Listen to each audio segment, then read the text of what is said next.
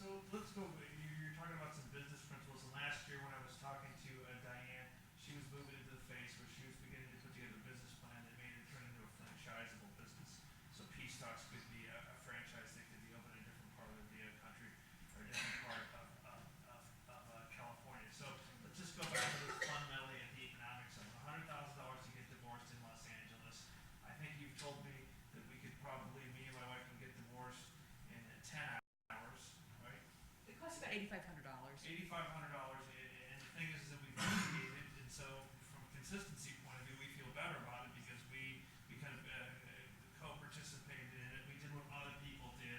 We follow these mediation type principles. So you have a business problem. You want to get the word out. So you've written a book that's going to that makes you an expert on are we calling it collaborative lawyering or collaborative mediation? It's just mediation. Just mediation. Can you talk a little bit about the idea of you've got this very valuable, people are happier with a product that costs 1/10 as much. You want to get the word out. Can you talk a little bit about marketing, a little bit about the growth strategy, stuff like that? My new joke is that my new recurring nightmare is my Web 2.0 strategy. It's awful. It's like all I think about at this point. When you're marketing directly to consumers, you need to get where consumers are.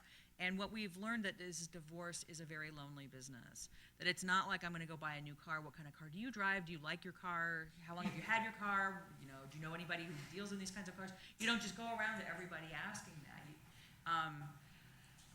I had been doing a little bit of research, but then I did something kind of interesting. There's a website called Help a Reporter Out, and if you're a reporter, you can put a query out. And I'm writing a second book, so I put a query out, and I said, for those of you who are divorced, when you knew you were going to get divorced, whether you initiated or not, where was the first place that you went and why?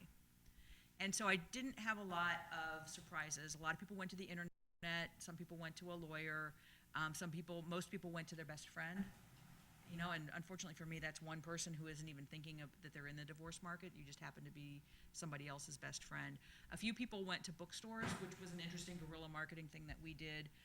I was having a very bad day one day, and I had a box of business cards in my glove box. What do you mean by guerrilla marketing? The idea is, the paid advertising generally doesn't work unless you really are able to saturate the market like McDonald's or Coca-Cola or one of these. So when you're a smaller firm, you're really doing a lot more stuff that's a lot more elbow grease than it is money. And so the internet, for example, not that that's been cheap exactly, but because we had the good fortune to be early adopters, it used to be 100% of our business, and now it's about 35%, which is gigantic, really, for a website for professional services. But I was having a very bad day, and so my husband and I happened to be at the new mall that had a new bookstore, and I took this box of business cards, and I stuck a business card inside every self-help book in the entire bookstore, which is free, right? Guerrilla marketing. And I just had to be kind of on the DL so that the staff didn't see what I was doing, but it's not like I'm defacing property or anything. And so, I was having such a bad day. Well, sure enough, that next week we got 2 calls. I kind of heard of you, but then I found your card in this book at the bookstore, and so I thought I'd give you a call. So now I've hired somebody for $12 an hour, which is nothing in LA, to go all over town and put business cards in every self-help book in every bookstore, like within a 10-mile radius. And he's actually created a route, and he goes, to the more popular bookstores more often, just like if you were, if you had vending machines, you have to go through and refill the vending machine, so it's the same idea. So one of my other guerrilla marketing ideas was to post this query on Help a Reporter, and so I got these responses back. The other thing that was a surprise to me is that people went to not just therapists, but divorce or self-help groups or like group therapy, which hadn't really occurred to me. Gatekeepers for us, which are, when I say gatekeepers, I mean people who are in a position to refer clients to us over and over and over again, as opposed to a direct-to-consumer thing. So for us, gatekeepers tend to be accountants and therapists, because family law attorneys hate us. ADR stands for Alternative Dispute Resolution, but in the family law bar's mind, it's absolute decimation of revenue.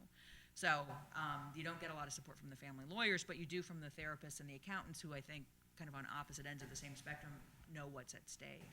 And so I belong to the Los Angeles County Psychological Association, so then I put a query out on their listserv, hey, who runs groups that would be appropriate for someone who is contemplating divorce, or who runs a divorce support group.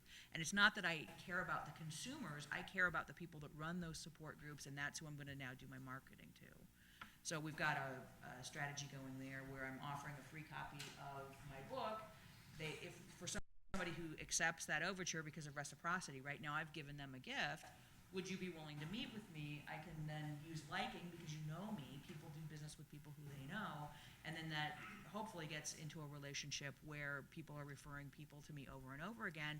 I've already done my little, focus group poll, though, because I know that the people that they are coming in contact with are indeed the people that that would potentially be my clients. So it was a little bit convoluted, but basically all of it was free. I mean, Simon & Schuster sells me the books for $7. It cost me $2.35 to mail them.